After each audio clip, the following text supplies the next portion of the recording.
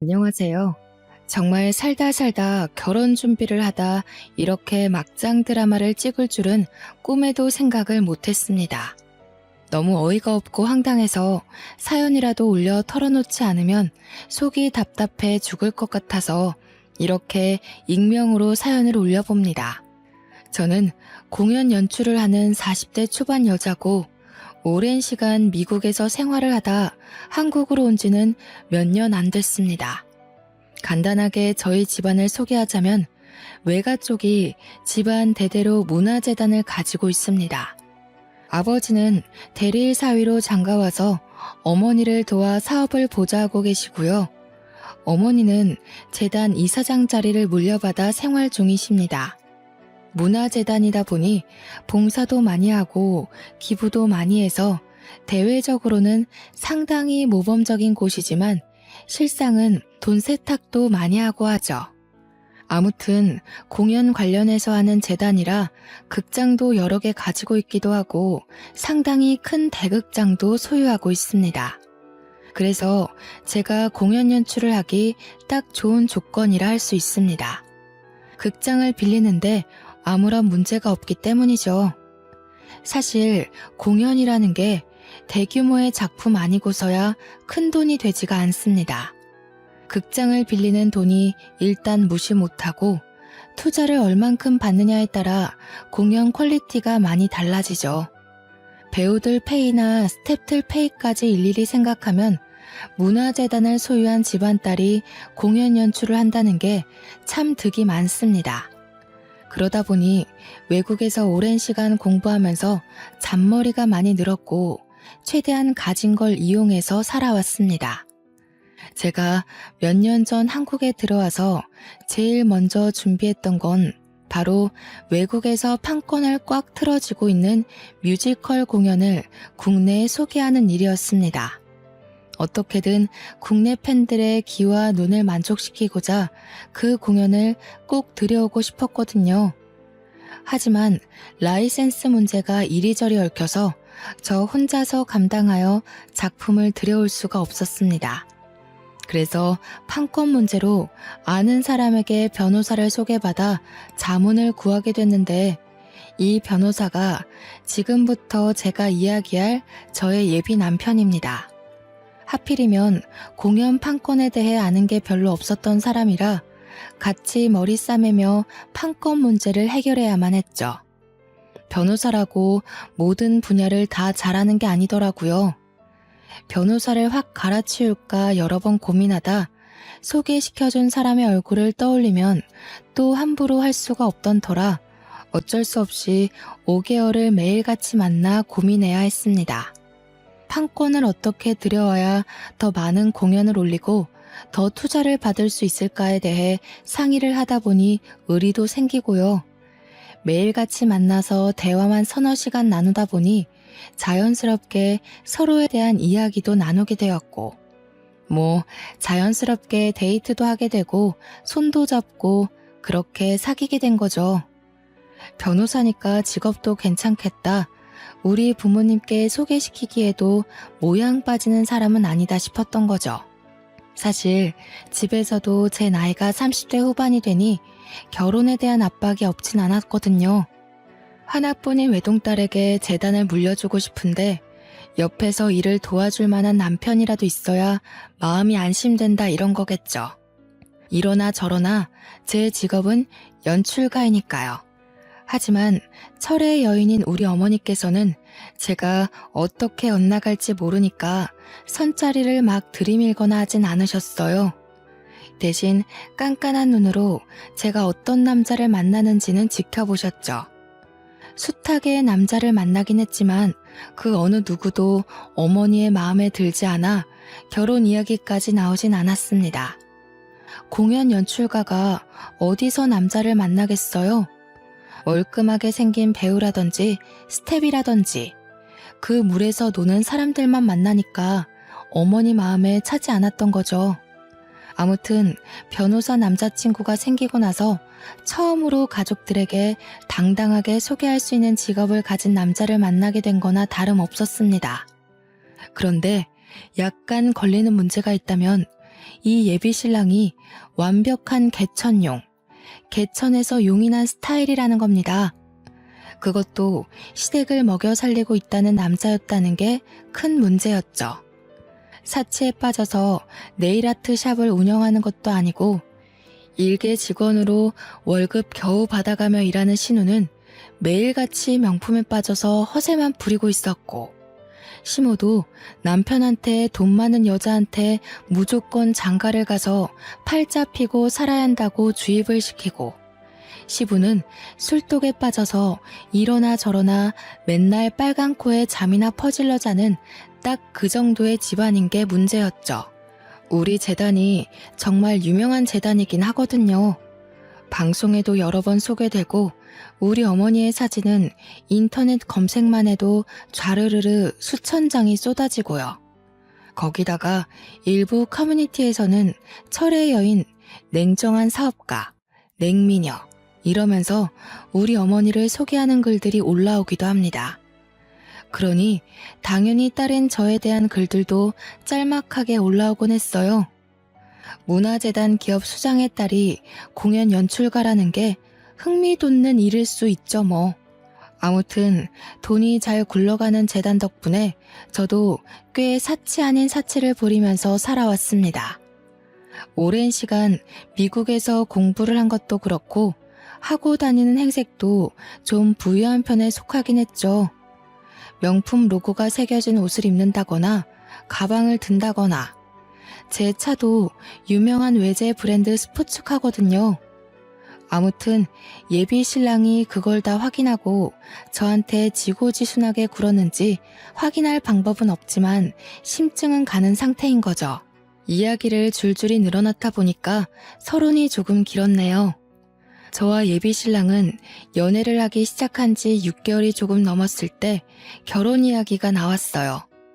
서로의 직업도 안정적이겠다. 나이도 홍기가 꽉 찼으니 예비 신랑 쪽에서 발등에 불이라도 떨어진 것처럼 결혼을 들이밀었습니다. 뭐 이대로 결혼해도 나쁘진 않겠다는 생각이 들어서 저도 어느 정도 결혼에 대해 긍정적이었고요. 그래서 시댁에 인사를 드릴 겸 식사 자리에 초대를 받아 가게 되었습니다. 예비 시댁에 가니까 밥상을 정말 진수성찬으로 차려두셨더라고요. 외국 생활을 오래 해서 뭘 좋아하는지 모르겠다며 이것저것 다 차렸다고 하셨는데 정말 한정식집 저리 가라 수준이었습니다. 그러면서 여자가 바깥일을 하려면 속이 든든해야 한다고 어서 먹어보라고 저를 한껏 배려해 주셨습니다. 저한테 사근사근하게 말을 걸어주시며 불편하지 않도록 배려해 주시는데 거기서 저는 가식이 아닌 진심을 느꼈습니다. 물론 제 눈에 콩깍지가 씌여 있어서 그땐 몰랐지만 지금 생각해보면 전부 저에게 알랑방귀를 낀 것이죠. 식사를 다 마치고 나서 어색하지 않은 분위기에서 차를 마시고 있는데 예비 신랑의 철없는 동생, 그러니까 예비 시누이가 저에게 은근히 말을 걸더라고요. 제 가방이랑 옷을 쓱 훑어보더니 이 옷이 D사 신상옷 아니냐, 가방은 C사 한정판이네 이러면서 언니 가방 많아요? 하고 물어보더라고요. 어차피 숨길 것도 아니고 제가 훔친 것도 아니니까 많이 있다고 이야기를 하니까 눈동자를 반짝이면서 자기도 한번 빌려줄 수 있네요. 그래서 제가 대답하지 않고 빤히 예비 시누이를 쳐다봤어요. 처음 보는 자리에서 아무리 어리다고 해도 남의 명품 가방을 빌려달라는 게 좀 이상하게 느껴졌거든요. 그랬더니 헛기침을 두어 번 하고는 제 가방을 사진으로 찍어도 되냐고 물어보더라고요. 왜 남의 가방을 사진으로 찍어 남겨둔다는 건지 이해할 수 없어서 또 빤히 보니까 그게 긍정의 의미로 보였는지 가방을 휙 가져가서 요리조리 사진으로 남기더라고요. 아무래도 국내에 몇 개 들어오지 않은 한정판 가방이기도 하고 유명 연예인이 들고 나왔던 가방이기도 해서 신기한가 보다 하고 말았죠. 그렇게 예비 시댁과의 식사를 다 마치고 나서 며칠이 지났을 때 친구에게 연락이 왔더라고요. 무슨 SNS를 스크린샷 찍은 사진을 보여주면서 요즘 네가 들고 다니는 한정판 가방 짭으로 많이 풀렸나 보다 하면서요. 사진을 유심히 보니까 귀퉁이에 살짝 스크래치 난 게 아무래도 제 가방인 것 같더라고요. 그래서 친구가 보내준 SNS에 들어가서 보니 예비 시누이의 계정이 맞았어요. 자기 얼굴 사진을 떡하니 올려뒀더라고요. 가방 사진이 제일 위에 떠있길래 들어가 보니까 글도 장황하게 써두었더라고요. 무슨 연예인이 들고 나온 내 가방 이러면서 제 가방을 지 가방처럼 둔갑해서 글을 써놨대요. 그거 보면서 헛웃음이 나와서 쭉 살펴보고 있는데 댓글에 예비 시누이 친구들이 막 변호사 오빠 뒀더니 이런 것도 사주셔? 부럽다. 이런 댓글들이 써져 있었습니다. 예비 시누이가 그 밑에 예쁘지? 이런 거 아무나 못 구한다. 이렇게 달아뒀던 게 기가 막히더라고요. 아무리 뻔뻔하고 철이 없다고 해도 그렇지 제 가방을 지 가방처럼 올려둔 게 너무 웃겼어요. 당연히 그런 제 눈에 시누이가 예뻐 보일 리가 있겠습니까? 가방을 빌려달라고 했던 것도 전부 저런 허세를 부리려고 하는구나 싶어서 빌려주면 안 되겠다는 생각이 들었습니다. 그날 이후 한동안 연락 없던 시댁에서 저에게 연락이 왔어요. 다시 한번 보고 싶다는 말에 예비 신랑과 약속을 조율하고 있었는데 저한테 따로 봐도 좋다고 하더라고요. 그 말을 듣는 순간 그냥 나 혼자 나오라는 건가? 싶어서 알겠다고 하고 예비 시모를 만났습니다. 근데 커피가 나오고 한 입을 마시기도 전에 저한테 줄줄이 이것저것 물어보시더라고요. 그 질문이 평범한 이야기였으면 저도 글을 올리지 않았겠죠. 예비 시모는 취조하듯 저의 재정 상태를 물어보았습니다. 공연 연출하면 돈은 좀 많이 벌고 그러니? 적게 벌면 우리 아들 뒷바라지 하는 건 어떨까 싶어서. 아니, 내가 뭐 여자가 일한다고 하찮게 보고 그런 사람은 아닌데 우리 아들이 변호사니까. 내조하는 부인이 있으면 좋을 것 같아서 그러지. 절대로 우리 예비 며느리를 내가 무시하는 게 아니라. 알지 내 말? 그래서 저는 그냥 저 돈 많이 벌어요 라고 솔직하게 대꾸했습니다.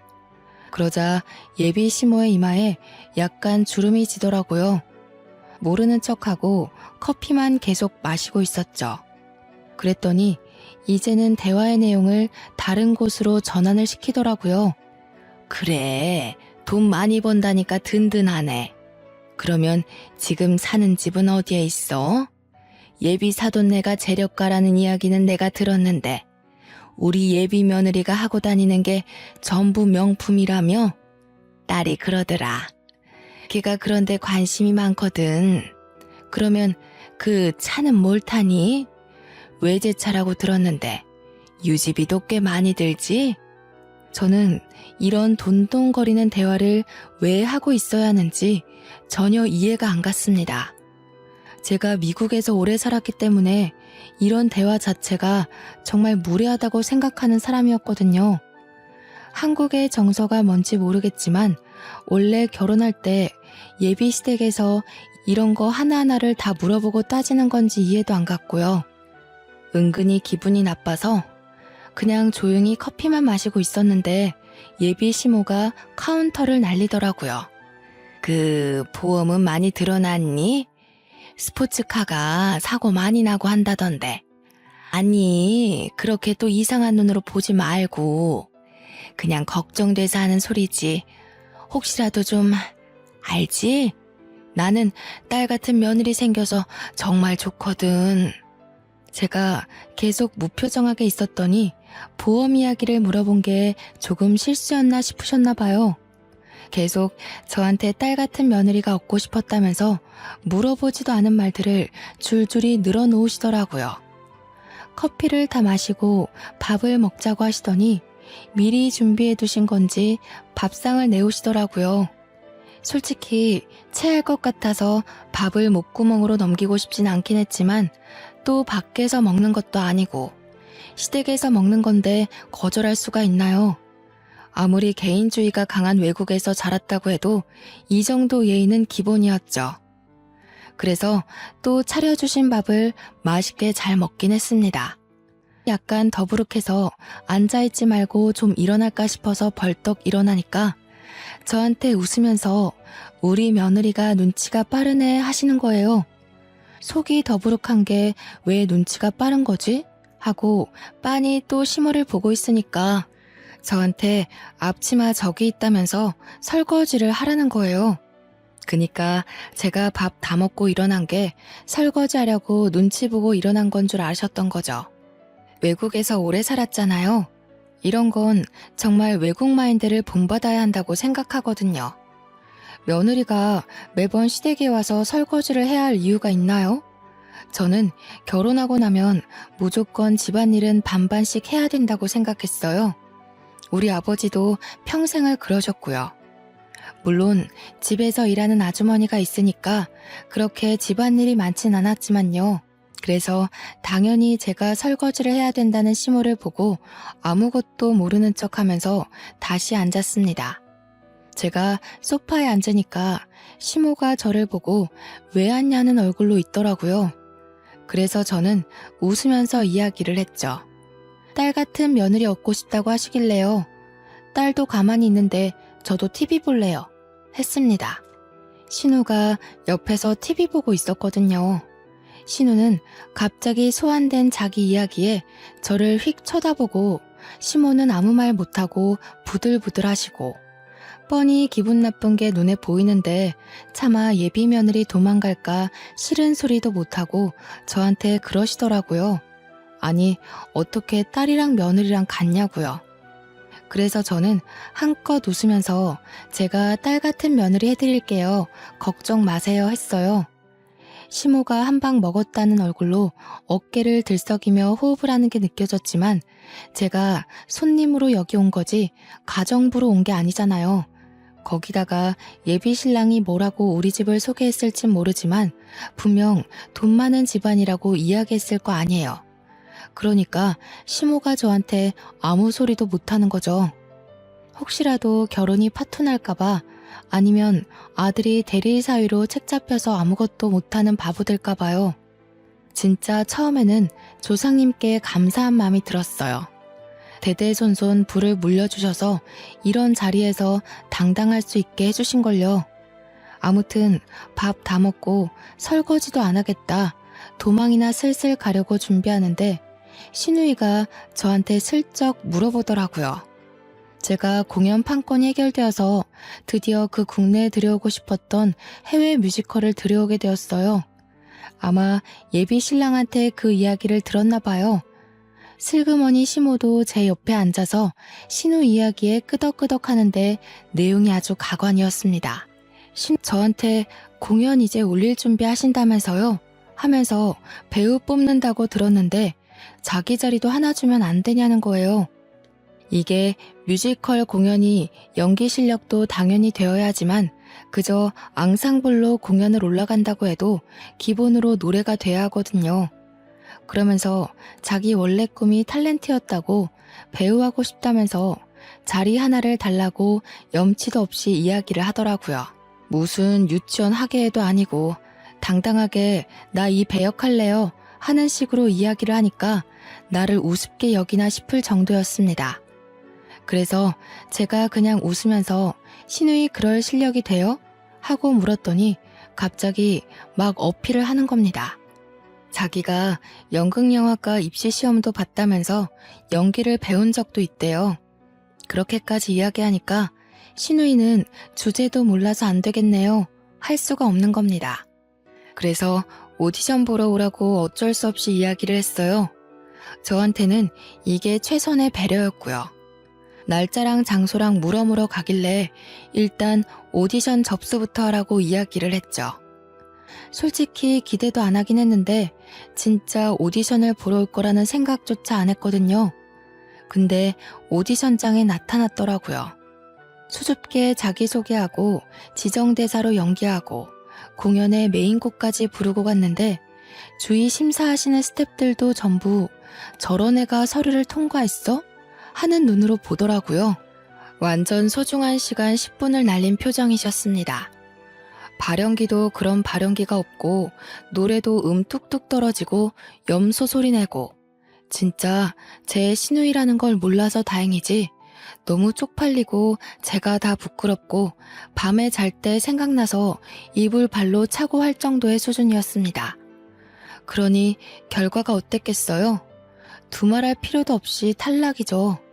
1차는커녕 서류에서 떨어졌어야 하는 실력인데 혹시 몰라 붙여둔 게 잘못이죠. 제가 그 뮤지컬 들어오려고 정말 노력 많이 했었거든요. 해외에도 여러 번 출장도 갔다 오고 한국 들어오기 전까지 판권 들고 있는 회사에 밥 먹듯이 찾아가서 부탁하고요.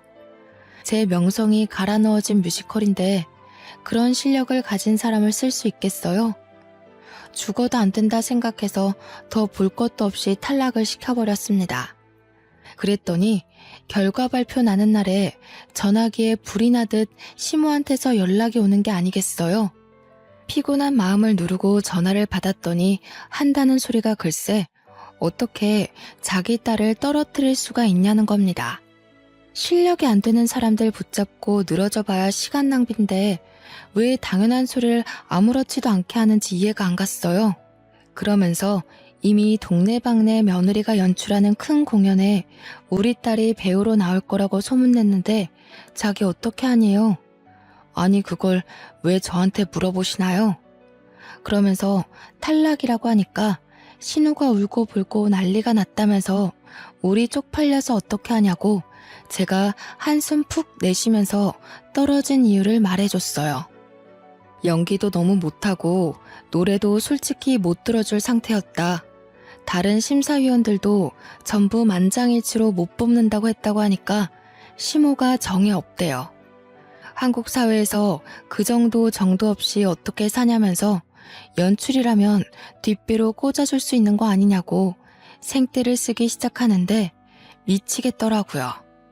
그래서 그냥 될 대로 되라는 식으로 시모한테 신우가 나무 일 역할이라도 하겠대요? 하고 물어봤어요. 그러니까 어떻게 대사 한 줄 없는 배역을 줄 생각을 하냐면서 해도 너무한다고 하는 겁니다. 지금 해도 너무한 게 누군데 저한테 그런 소리를 하는지. 가뜩이나 공연 올리는 것 때문에 정신도 없는데 저한테 이런 식으로 구니까 더 할 말이 없어서 끊어버렸어요. 그리고 예비 신랑에게 전화해서 차근차근 이야기를 했죠. 네 동생이 도무지 쓸만한 부분이 전혀 없어서 탈락을 시켰더니 나한테 이러더라 하면서요. 예비 신랑이 미안하대요. 자기가 얼른 가서 잘 이야기해보겠다고 하더라고요. 저는 부탁을 했죠. 이런 일로 전화 오지 않게 해달라고 가뜩이나 바빠 죽겠다고요. 제가 실력으로 오디션에서 결과를 통보했을 뿐인데 인정머리 없다는 소리를 들어야 할 이유가 있나요? 참나. 다시 생각해도 너무 열이 받고 화가 나네요. 예비 신랑이 뭐라고 말했는지는 몰라도 한동안 조용했어요. 결혼 준비도 슬슬 해야 하는데 뭐부터 해야 할지 모르겠어서 예비 신랑이랑 이것저것 상의를 하고 있었죠. 예비 신랑이 시모가 아는 게 많으니까 시모한테 물어보고 해도 되지 않겠냐고 해서 저는 그런 만날 약속을 잡아달라고 했어요. 아무래도 양가 간에 서로 합의가 되어야 하는 부분이 있긴 하니까 어른이랑 이야기하는 게 빠르겠다 생각한 거죠. 저희 집이야 뭐 제가 이렇게 하기로 했어요 하면 다 맞춰주실 분들이니까요. 아무 생각 없이 만날 약속을 잡고 당일에 밖에서 시모를 만났어요. 또 집에서 만나면 설거지 시키려고 할까봐 미리 차단한 거죠. 나름대로. 이미 오디션 건으로 저한테 기분이 상해 있는 시모라서 옷도 일부러 방수되는 스타일로 입고 가고 혹시 몰라서 한 벌을 더 챙겨서 갔어요. 드라마 같은 거 보면 시모가 물도 끼얹고 그러더라고요. 사람이 혹시 모를 상황에 대비를 해놓는 것도 나쁘지 않잖아요. 물론 제가 연출가라서 그런 영상들을 많이 보고 오버하는 걸 수도 있지만요. 약속 장소에 가니까 시모가 이미 와서 앉아 있더라고요. 그래서 앞에 떡하니 앉아서 저 왔어요 하니까 저한테 막 보고 있던 팜플렛 같은 걸 쭉 넘겨주더라고요. 개수도 10대 개 정도 되는 게 전부 중구난방으로 있어서 정리해서 하나씩 보고 있는데 각종 가전이랑 가구, 팜플렛 같은 거예요. 중간에 자동차 팜플렛도 끼어 있었고요. 근데 하나같이 상품에 동그라미들이 쳐져 있는 게 아니겠어요? 그래서 저는 이게 뭐예요? 저희 혼수하라고 골라주신 거예요? 하고 물어보았습니다. 아무래도 새 상품이다 보니까 우리 집에 들어갈 물건을 고르신 건가 싶었던 거죠. 그랬더니 시모가 픽 웃으면서 아직 뭘 모르네 하시면서 이야기를 하시는데 우리 집에 들어갈 건 우리가 알아서 고르고 지금 골라주신 건 시댁에 들어올 물건이라는 겁니다.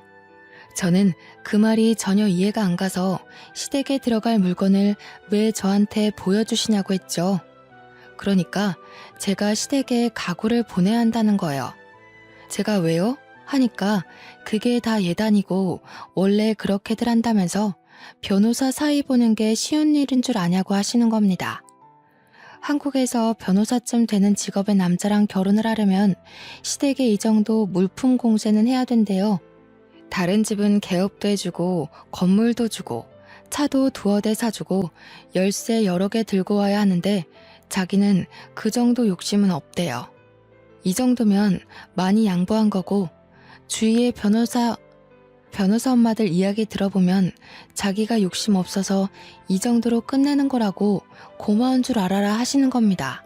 결혼하기 전까지 미리 가구랑 가전이랑 다 보내주고 차도 빨리 계약을 해달라면서 자동차 카탈로그를 그제서야 자세히 보니까 제가 타고 다니는 스포츠카 브랜드에서 나온 대형 SUV더라고요. 그 모델이 2억 가까이 하는 차량이거든요. 제가 진짜 기가 막혀서 입을 떡 벌리고 아무 말도 못했습니다. 그러니까 그 정도면 싸게 먹히는 거 아니냐고 가전 가구 다 해봐야 3억도 안 나온다는 겁니다. 다른 집은 건물해줬대, 개업해줬대, 시부모 노후저금까지 다 줬대.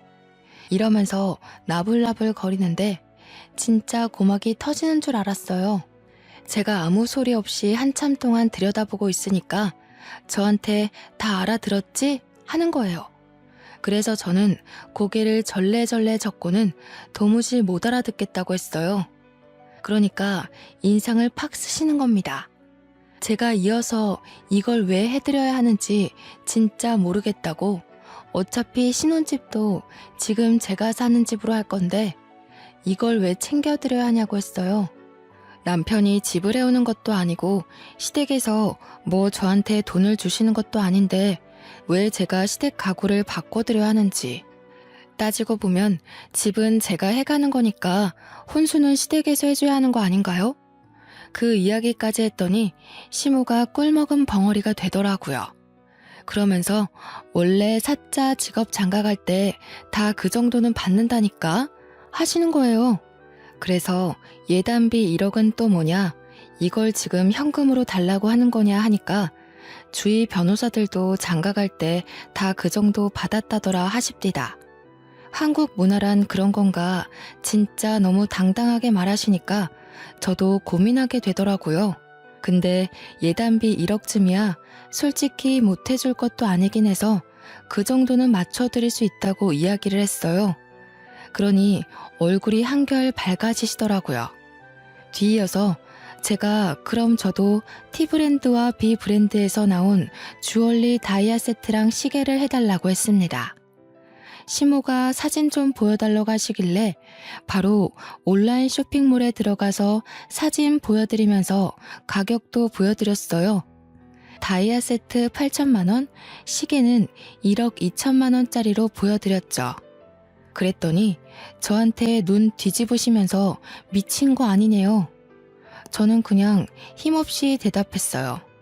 어머님이 저한테 사달라고 하신 차값이 이 정도 된다고요.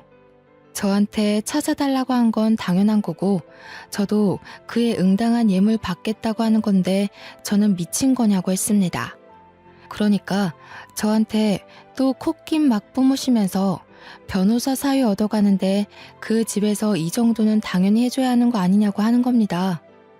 자기가 이 정도만 받겠다고 했으면 너무 검소하시다, 고맙다 해야 되는데 저한테 어찌 똑같은 금액을 받아내려고 하냐고. 욕심이 과하면 안 된대요. 정작 욕심 부리는 게 누군데 지금 저한테 이래라 저래라 훈수를 두는 건지. 제가 어이가 없어서 아무 소리 안 하고 빤히 시모를 쳐다봤어요. 시모도 제가 아무 소리 없자 갑자기 입을 꾹 다물더라고요. 그래서 그냥 그랬어요. 싫으시면 예단이고 예물이고 없이 그냥 결혼식 하자고요. 어차피 신혼집도 내 집이고 한국 들어온 지 몇 년 안 돼서 가구나 가전 다 새거나 다름없으니까 굳이 바꿀 필요도 없다. 혼수 해오라고 안 할 테니까 침대만 바꿔주시면 될 것 같다고 했습니다. 그러니까 시모가 물만 벌컥벌컥 들이키더라고요. 그 얼굴을 보는데 얼마나 표독스럽던지 이대로 결혼했다가는 내 인생 망하겠다 싶었습니다. 그래서 속으로 결혼을 깨야겠다. 집에 가서 이 결혼 무르겠다고 말할 거라고 굳게 다짐을 했습니다. 근데 이 속속들이 사정을 다 부모님께 말해봐야 제 얼굴에 침 뱉는 거밖에 안 될 것 같더라고요. 가뜩이나 제가 하는 일마다 일만 크게 벌려둔다고 은근히 타박하시는 부모님인데 결혼까지 이랬다고 하면 분명 좋은 소리 못 들을 게 뻔했거든요. 그래서 어떻게 파혼을 이야기할까 고민하고 있었습니다. 시모를 만나고 집에 돌아와서는 완벽하게 마음을 굳혔죠. 헤어지는 순간까지도 저한테 미치는 장사 아니니까 끝까지 다시 생각해보라고 하는데 결혼이 장사입니까? 언제부터요? 저는 결혼이란 두 사람만 행복하면 끝인 줄 알았거든요. 부모님 퇴근하실 때까지 기다렸다가 제가 먼저 파혼 이야기를 꺼내려고 하는데 아버지께서 다음 주 주말에 상견례를 하기로 했다는 겁니다. 제가 입을 열 틈도 없이 이야기를 하셔서 그게 무슨 소리냐 하니까 예비 신랑이 연락을 해왔대요. 예비 시부모가 그때 날짜가 가장 좋을 것 같다고 해서 미리 약속을 잡았다고 그날 별일 없지 않냐는 겁니다. 파혼 이야기를 하려고 했는데 다짜고짜 상견례 이야기부터 꺼내다니 저는 어떻게 말할까 고민하다가 예비 시댁 식구들을 직접 보고 나면 부모님도 파혼하려고 하지 않을까 싶어서 알겠다고 했습니다. 그렇게 욕심을 부려대는데 우리 부모님 앞이라고 뭐 크게 다르게 행동하겠나 싶었던 거죠. 예비 신랑도 이제 와서 생각해보니 참 경우 없는 사람이었습니다. 상견례 같은 중요한 일을 저와 상의도 거치지 않고 다이렉트로 우리 부모님한테 말하는 걸 보니까 이 결혼이 저를 사랑해서 한다기보단 저희 집안을 보고 하는 거라는 확신이 왔어요. 그래서 마지막 남은 전까지 모조리 다 탈탈 털려버렸습니다. 부모님께 미리 언지를 드릴까 말까 하다가 시간이 흘렀고 온 가족이 눈 마주칠 시간도 없이 상견례 날짜가 다가왔어요. 근데 뜻밖에도 상견례 전전날 시누이에게서 연락이 온 겁니다. 오디션에서 떨어진 이후로 저와 눈도 안 마주치던 예비 신우가 저한테 먼저 연락을 할 줄 몰랐어요. 또 무슨 일인가 싶어서 연락을 받아보니 저희 집에 놀러 오면 안 되겠냐고 묻더라고요. 그래서 왜 갑자기 집에 놀러 오고 싶어 하냐 하니까 제 가방들 구경 좀 하면 안 되냐고 묻더라고요. 갑자기 제 가방으로 SNS에 자랑했던 게 기억이 나서 웃음이 나더라고요. 그래서 또 재밌는 구경할 수 있겠다 싶어서 놀러 오라고 했습니다. 어차피 파혼하고 나면 두 번 다신 볼 수도 없는 사람이니까요. 가방 구경하고 싶다고 솔직하게 이야기하는 게 투명하기도 하고 워낙 멍청한 아이라 보는 재미가 있기도 했거든요. 허락이 떨어지자마자 바빠 죽겠는데 집으로 찾아왔더라고요. 그러더니 인사만 띡 하고는 드레스룸으로 들어가서 제 가방들을 막 구경하는데 입에서 침 나오는 줄 알았습니다. 가방들 하나하나 다 꺼내서 이 각도 저 각도 사진 다 찍어놓고 옷 막 다 꺼내서 구경하고, 그래도 다행인 건 알아서 정리는 잘 해놓더라고요. 그러더니 저한테 슬쩍 이제 가족도 되는데 자기 가방 하나만 주면 안 되냐는 겁니다. 그래서 안 된다고 했죠. 이게 다 얼마짜리 한정판인데 이걸 공짜로 얻어가려고 한답니까? 신우가 1년 일한 월급을 그대로 모아도 살 수 있을까 말까 한 가방인데 못 준다고 딱 잘라서 거절하니까 저한테 치사하다고 하더군요. 자기가 신우인데 잘 보여서 나쁠 거 없지 않냐고, 시집살이 하고 싶어서 그래요? 이러는데 어린 게 뻔뻔하게 구니까 웃겼어요. 그냥 그래서 제가 신우이 보고 신우가 나한테 잘 보여야 콩고물 하나라도 떨어지는 거 아니겠어요? 하니까 또 끄덕끄덕해요. 저한테 착 달라붙어서는 언니한테 제가 당근 잘하죠. 시키실 일 있으면 언제든 불러주세요. 하면서 애교를 부리더라고요. 이럴 때 보면 연기 참 잘하는데 오디션장에서는 왜 그랬는지, 그러면서 신우가 자기 네일아트샵에서 일하는 거 알지 않냐고 언니 손톱 제가 다 책임질게요 하더라고요. 이 정도로 알랑방귀 끼는데 적선하는 셈 치고 하나 줘야겠다 싶었습니다.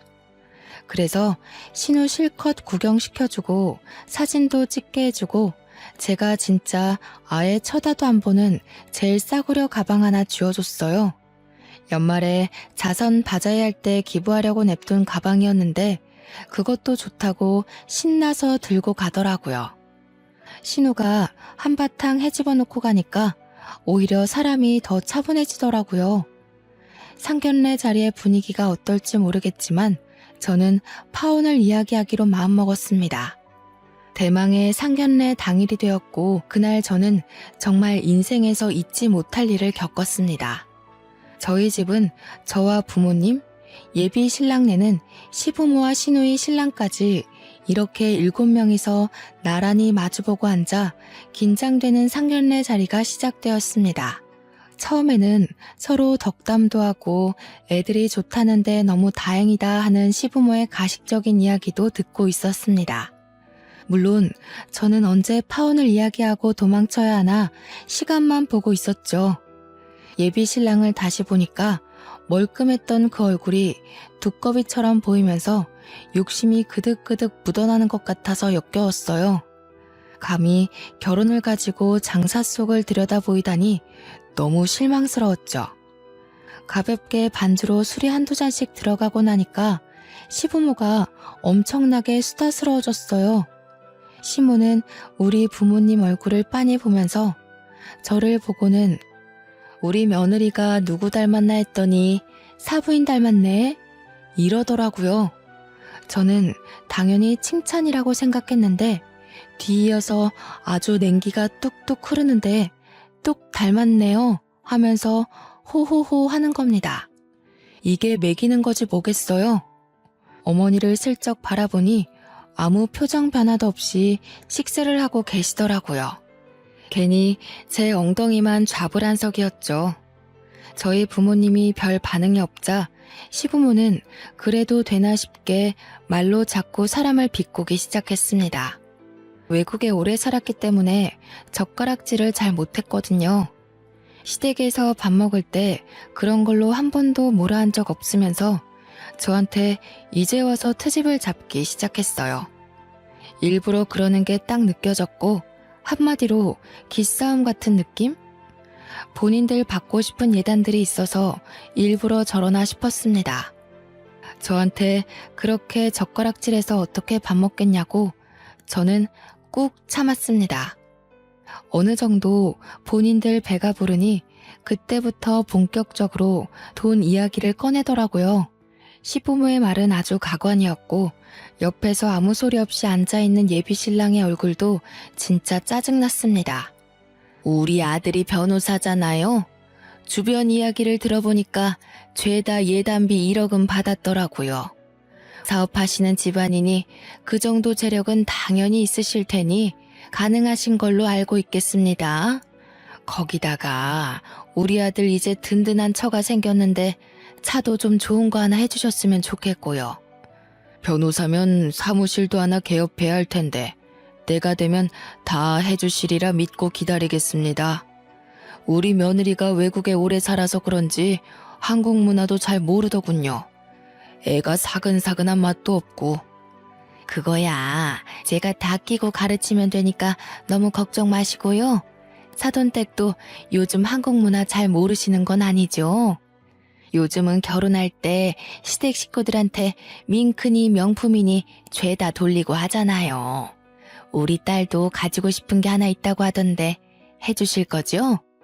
그러면서 시모가 신우랑 윙크를 서로 주고받는데 진짜 가관이다 싶었습니다. 저는 당연히 부모님 눈치 보고 있는데 저희 어머니께서 시댁 식구들이 뭐라 하든 말든 밥을 드시더라고요. 아버지는 이미 숟가락 내려놓고 저한테 눈으로 욕하고 계신 중이셨고요. 차라리 잘 됐구나 싶었습니다. 어차피 파혼 생각하고 있었으니까요. 근데 딱 거기서 시모가 눈치 없이 쐐기를 박아주는 게 아니겠어요? 재단 운영할 때 고문 변호사 하나쯤은 필요하지 않겠어요? 우리 아들 지금 다니는 직장도 엄청 좋은 회사긴 한데 겸업으로 고문까지 맡으면 얼마나 좋겠어요. 애들 결혼한다는데 자리는 제대로 잡아야죠.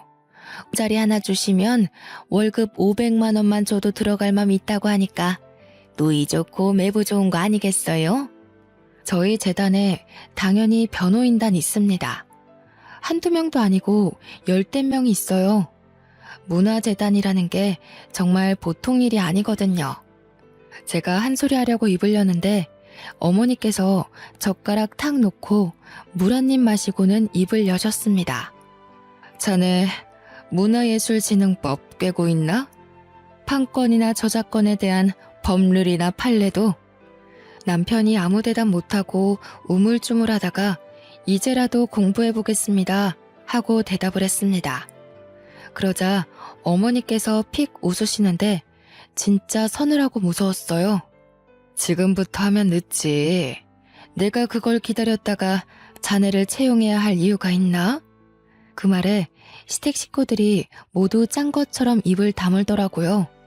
저희 엄마가 진짜 냉정한 사람이라 저도 무서워서 벌벌 떨거든요. 어머니는 작정하신 건지 저를 쓱 보고 시댁 사람들도 쓱 보고 말을 딱딱 하셨습니다. 너는 저런 경우 없는 집안에 시집을 가겠다고 귀한 내 시간을 뺐니? 저는 작은 목소리로 죄송합니다 했죠. 외국에서 오래 공부시켰더니 결국은 이런 조선시대 같은 집안으로 시집을 가겠다는 거야? 대부분 이런 거 따지는 집안은 양반 집안 아니고 상놈의 집안인 걸 몰라서 그래? 그러고는 아무 말 못하고 있는 시부모에게 통보하셨어요. 서로 집안끼리 격도 맞지 않고 괜히 시간 낭비했네요. 결혼은 없던 일로 합시다. 내가 고작 변호사한테 시집 보낼 거면 진즉 보냈지. 서로 좋다고 하니까 두고 봤던 건데 굳이 미래가 뻔한 집안에 시집 보낼 필요가 있어? 요구하시는 것들이 못 들어줄 건 없는데 내가 저 변호사의 앞날을 생각해보면 그 정도 투자해도 뽑을 만한 게 없어 보여서. 그러더니 일어나시더라고요. 당연히 아버지랑 저도 따라 일어났습니다. 비수를 냅다 꽂아버린 어머니의 말에 시댁 식구들 아무 말도 못하고 멍하니 쳐다만 보고 있더라고요. 이 결혼 저도 못하겠네요. 도무지 상식이라는 게 없는 분들이시더라고요. 제가 잠시 머리가 돌았던 것 같습니다. 당연히 그날 이후로 매일같이 시댁 인간들이며 남편이며 할 거 없이 저한테 전화 오고 매달리고 난리를 쳤습니다. 저는 바로 차단해버리고 어머니께서는 공연장에 사설 경호업체까지 붙여주셨어요. 찾아오면 쫓아내버리니 저는 만나지도 못하고 멀찌감치해서 소리만 치시고 그랬죠. 그렇게 한 3주 난리를 치더니 포기했나 보더라고요. 근데 예비 신우였던 인간한테 생각지도 못한 연락이 왔어요. 언니, 미안한데 저 가방 한 번만 빌려주시면 안 돼요? 하길래 갑자기 생각난 SNS 계정에 들어가 봤습니다. 그랬더니 글쎄 저희 집에 와서 찍어간 제 가방들을 죄다 지가 모은 것 마냥 올려두었더라고요. 근데 실물은 본 적이 없으니까 친구들이 전부 언제 보여줄 거냐, 거짓말 아니냐, 짭이라서 못 보여주는 거야? 하는 댓글들을 달아놨더라고요. 자기 거 아닌 거 들키긴 싫으니 저한테 울며 겨자 먹기로 연락한 거겠죠. 그래서 저는 SNS를 활발하게 하는 제 친구들에게 도움을 받았어요. 댓글에 내 거 가지고 자기 거인 척하네 하면서 친구들이랑 같이 네일아트 샵에서 일하는 직원이 3천만 원짜리 가방을 턱턱 산다고? 짭이네, 구라네 하면서 댓글 테러를 했습니다. 신우가 저한테 전화하고 문자하고 난리를 치더라고요.